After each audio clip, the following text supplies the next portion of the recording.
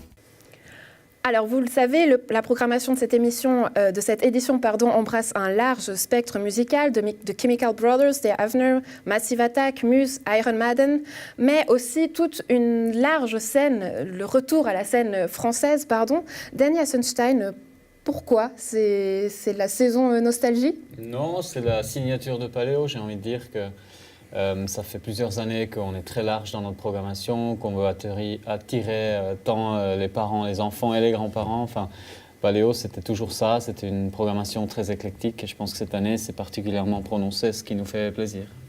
Mais est-ce que ça n'image pas aussi le fait que les programmateurs vieillissent avec le Paléo et puis que... Non, je pense que quand on vieillit, on est encore plus curieux ce qu'ils font les jeunes. Donc du coup, non, je pense qu'il n'y a aucun lien avec ça. Il faut dire aussi que notre programmation, elle se renouvelle assez fulguramment cette année. C'est-à-dire il y a 80% des artistes qui ne sont jamais venus à Paléo. Il y en a plein de découvertes de toute génération pour les mêmes très jeunes. Je pense notamment à Louane ou Marina Kaye. Ça, c'est des artistes qui s'orientent vers un public extrêmement jeune. Et du coup, on ne peut pas dire qu'on a une programmation qui vieillit. Justement, puisque vous parlez de cette nouvelle génération, comment est-ce que vous allez faire plus tard? Parce qu'on pense à ces gros dinosaures du rock qui vont être amenés à disparaître. Donc, vers quoi est-ce qu'on tend justement? Vers ces stars de télé-réalité? Là, vous parlez des têtes affiches, quoi. Et oui. Ça, c'est effectivement une tendance qu'on observe, qu'il y a beaucoup de retours dans des mastodons du rock.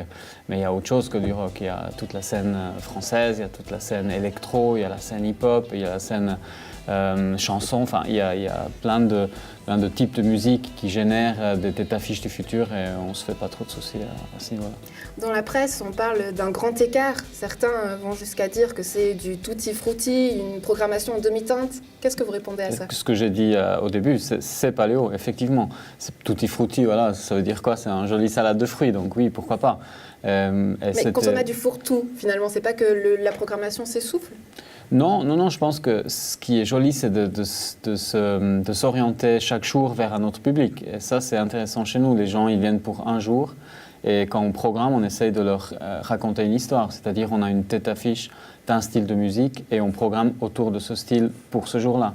On ne va par exemple pas mettre du hip-hop tous les jours parce qu'on veut que le fan de hip-hop puisse se contenter sur un jour et puisse venir découvrir des nouveaux groupes, aussi des têtes affiches.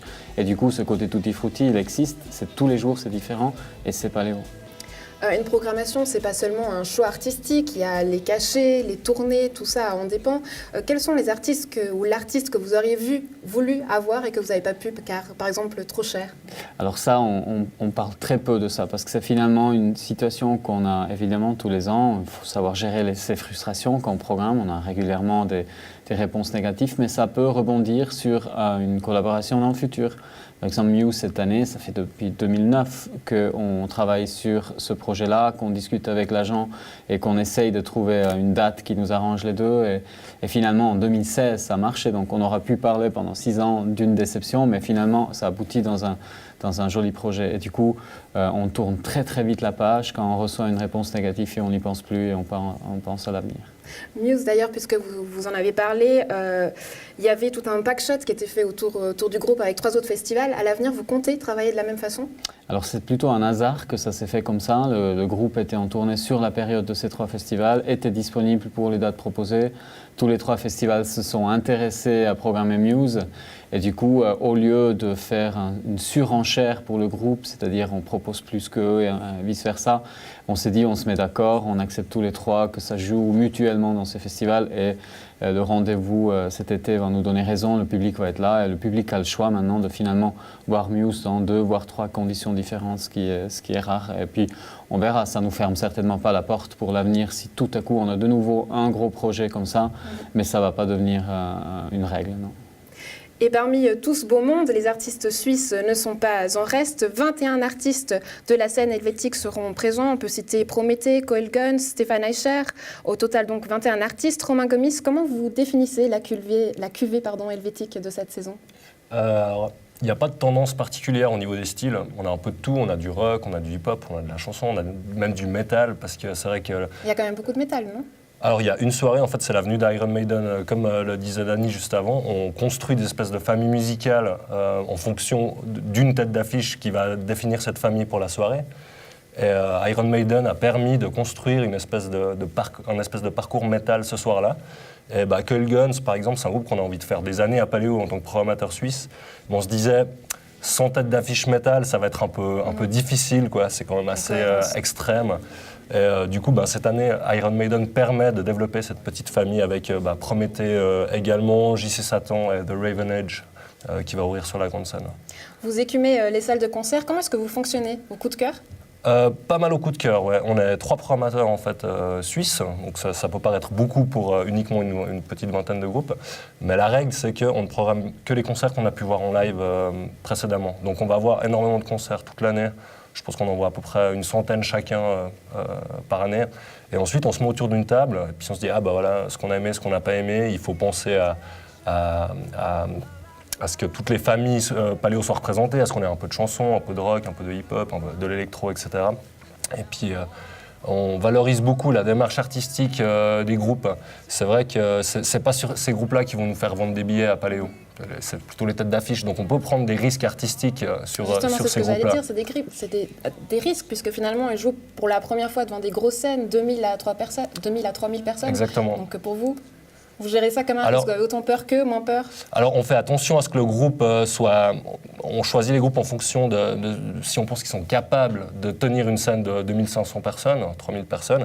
C'est pour ça qu'il y a pas mal de groupes qu'on adore, mais qu'on ne programme pas parce qu'on se dit c'est peut-être un peu tôt encore pour eux, ça ne va pas le faire, on va attendre une année ou deux. Mais après, le public à Paléo est assez curieux et il est indulgent. Donc on a remarqué ces dernières années que sauf erreur, l'année passée, le Club Tent, en pourcentage, était la scène la plus fréquentée du festival. Donc voilà, les groupes ont très bien marché et le public est tout à fait curieux et se réjouit d'aller voir aussi des petits artistes, quoi. Et puis, cette scène helvétique, elle est aussi en résonance avec le fameux Village du Monde qui fait la part belle à la culture celtique. Il y a, je crois, un groupe. Il y a un groupe, c'est Anaquan des Valaisans, effectivement, qui sont. Le Valais a été annexé par les Celtes à l'époque, donc il y a une petite culture celte là-bas. Et Anaquan, c'était l'occasion de marier effectivement programmation suisse et Village du Monde cette année. Ouais. Des nouveautés justement dans ce Village du Monde ? Je ne sais pas si Michel peut nous en dire un petit mot. L'idée, c'est qu'on garde un petit peu la surprise jusqu'au dernier moment pour que le festivalier, il y ait un petit effet sympathique de découverte. Ouais. Et puis, donc pour le moment, là, on parle vraiment presque exclusivement de la programmation parce que les projets sont aussi en cours. Et puis, oui, on espère justement cet esprit surprise et découverte pour le festivalier. Mais justement, parlons de surprise. Cette année, pas d'invité surprise. Pourquoi ça ne marchait pas ? Finalement, les gens râlent toujours ou pourquoi ? L'invité surprise, c'est toujours délicat. Parce que quand on annonce un invité surprise, les gens s'attendent à un truc monstrueux, genre, je sais pas, les Stones, U2, ce genre d'artistes qu'on peut difficilement accueillir à Paléo, parce que finalement la grande scène est étonnamment petite pour ce genre de projet. Donc c'est toujours délicat, on crée des frustrations, des attentes beaucoup trop grandes. Donc on préfère éviter d'annoncer des invités surprises. Parlons frustration, justement, une semaine avant la foire d'Empagne pour décrocher finalement le fameux Sésame. On parle dernièrement dans la presse de tout ce qui est marché noir, vu que c'est votre bête noire à vous. Et puis vous avez mis un système en place depuis quelque temps qui... 15 jours avant le festival permet aux festivaliers d'échanger les billets lorsqu'ils ne vont pas au festival. Mais pourquoi mettre en place ce système-là 15 jours avant, alors que le gros du marché noir est visible pendant le festival ? Alors, l'idée, c'est qu'effectivement, Paléo est très attentif à ce qu'on appelle le marché noir. L'idée, c'est que Paléo a mis en place, ça fait maintenant 10 ans déjà, plusieurs mesures pour contrer ce marché noir qui fonctionne bien. Ça commence effectivement par la bourse aux billets que vous avez mentionnée. Je vais y revenir un petit peu plus tard. Et puis les 1500 billets mis en vente tous les matins. Et ça, c'est quelque chose qui fonctionne effectivement très, très bien. Et au-delà de ça, Paléo est aussi impliqué, notamment avec la présence de Dany au sein de la SMPA, qui est l'association des promoteurs de spectacles, qui se bat justement aussi pour mettre en place une législation. Parce que pour le moment, il n'y a aucune législation qui régule ou qui interdit la revente de billets. Donc, effectivement, pour contrer ça, on a mis en place notre propre système qui est la bourse aux billets. C'est une bourse d'échange. Ça ne veut pas dire qu'on a besoin d'avoir un billet pour pouvoir en racheter un. Donc, c'est pas une... pardon, je m'excuse, c'est pas un échange, justement.